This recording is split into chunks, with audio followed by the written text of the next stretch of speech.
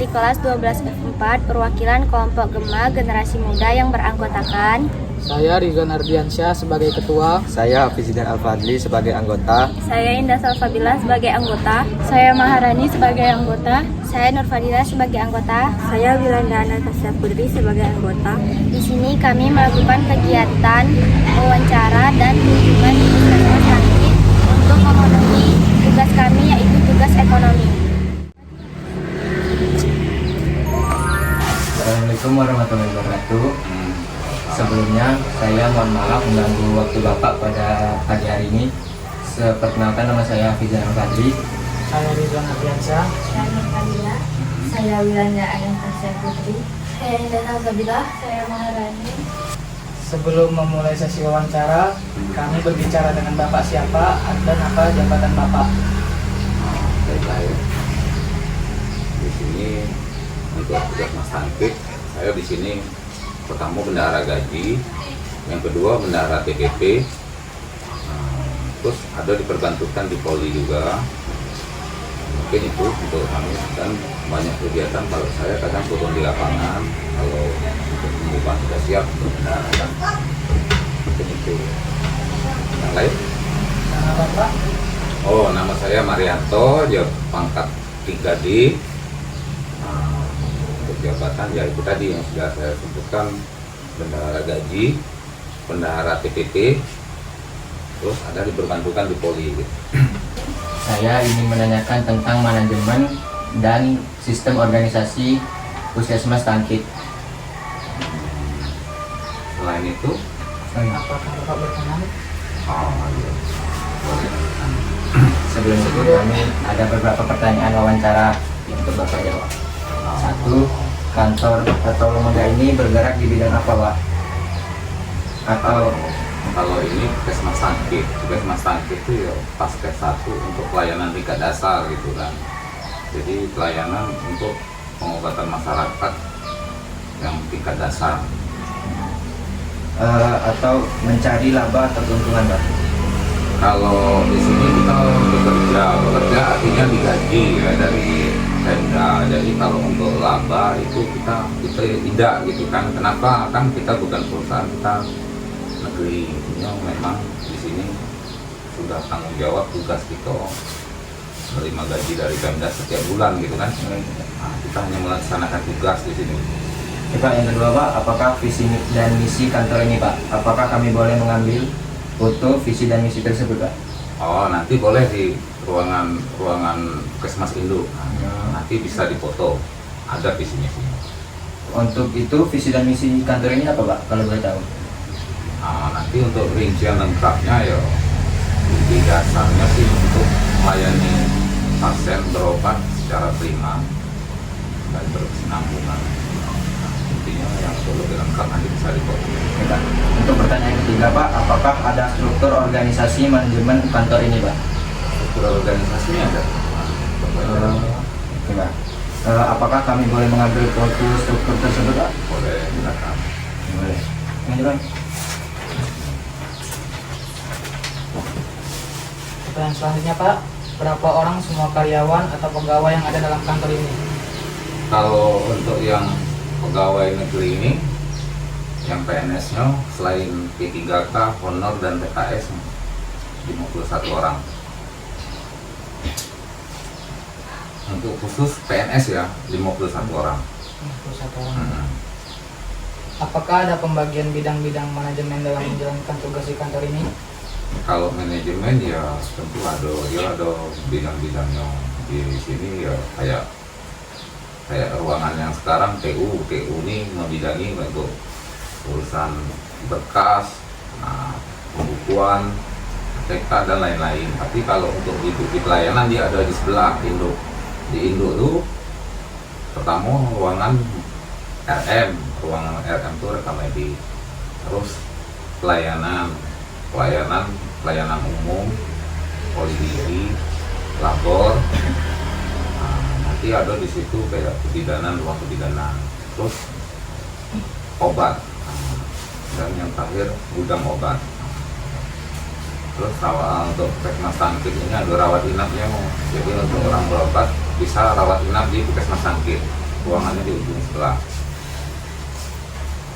Pertanyaan selanjutnya, apakah ada bidang keuangan atau bendahara di kantor ini? Kalau untuk keuangan, kebetulan saya sendiri di sini saya bendahara gaji. Untuk keuangan ya, pertama bendahara gaji, terus yang kedua bendahara TPP. Terus yang ketiga ya saya ada diperbantukan di Poli juga gitu kan. Mungkin itu kalau untuk keuangan tetap biasanya saya ada lagi satu lagi pos untuk blut namanya, blut sama gospel ada juga Surabaya. Tugas bagian keuangan itu apa saja Pak? Apakah kami boleh melihat keuangan untuk bidang keuangan itu? Kalau ruangan keuangan tetap ya di bawah TU, ini kan ruangan TU. Nah, untuk mengelolanya ya di sini ada lagi satu lagi di ujung. Nah, untuk pengelola keuangan dia ruangan khusus gitu kan. Nah, kalau untuk keuangan sih di sini kita hanya membukukan ya kayak untuk gaji, terus PPP gitu atau sudah ada aturan setiap pegawai menerima hanya kan. Nah, di situ kita taruh keuangan mengelola kayak kelas jabatan. Nah, di situ kan sudah ditentukan dari Pemda untuk si A kelas jabatannya di kelas 7, kelas 8. Nah, disitulah kita mengelolanya. Terus dipotong pajak, terus pajak penghasilan, pajak golongan. Nah, intinya kayak gitulah perkiraan untuk mengelola keuangan. Nanti setelah akhir tahun biasanya ada pemeriksaan kayak BPK gitu kan.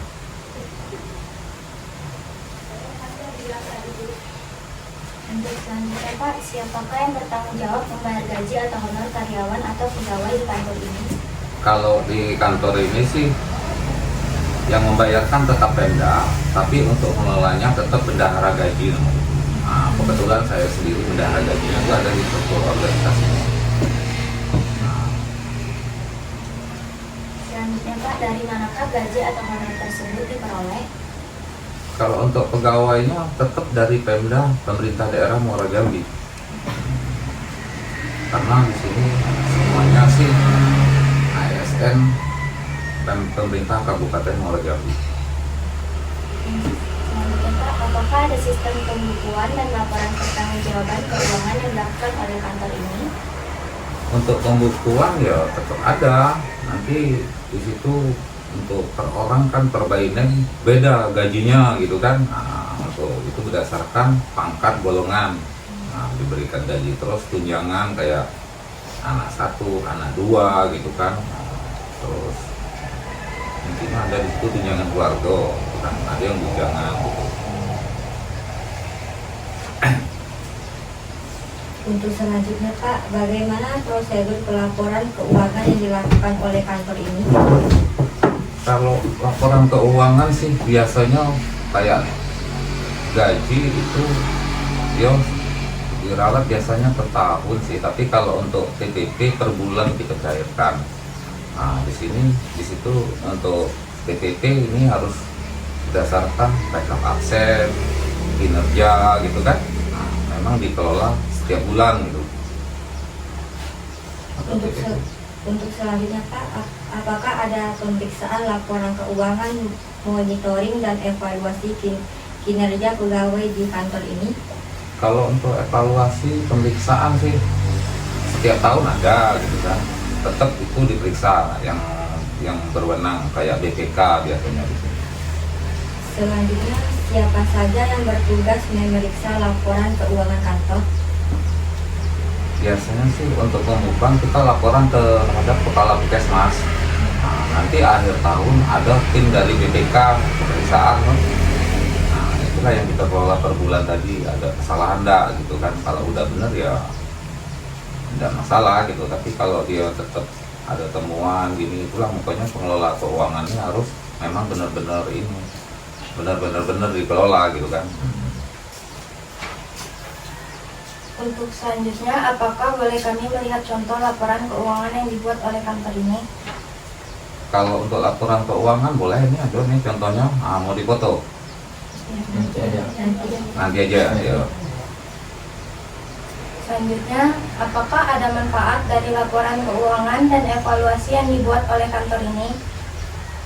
Kalau manfaat ya kita untuk pemeriksaan sih memang ada pembukuannya gitu kan. Memang keuangan itu dikelola memang benar-benar sesuai standarnya gitu kan. Nah, terus untuk keuangan ini tetap pemeriksaan itu ada akhir tahun gitu kan, pokoknya memang benar-benar dan diawasin kayak intern kepala puskesmas, terus nanti ada per tahun kayak BPK. Nah, itu kan. Selanjutnya, apakah boleh kami mengambil beberapa dokumentasi foto untuk laporan tugas kami? Apa aja yang butuhkannya fotonya? Visi Misi ya, struktur. Nah, terus ruang oh ya boleh, bisa. Selanjutnya, apakah harapan ke depannya terhadap pelaksanaan pelayanan masyarakat di kantor ini? Kalau untuk pelayanan di masyarakat, kalau di kantor ini sih kita setiap tahun evaluasi dan kita harus bisa lebih baik dari tahun kemarin gitu kan. Terus apa kekurangan itu kita tutupin, untuk inovasi buat lebih maju itu kita mungkin bisa kita jalani gitu kan. Mungkin itu. Sekali lagi kami mohon maaf mengganggu waktu Bapak pagi hari ini. Mungkin sekian saja wawancara kami pada pagi hari ini. Baiklah, kami ucapkan terima kasih Pak ya. Assalamualaikum warahmatullahi wabarakatuh.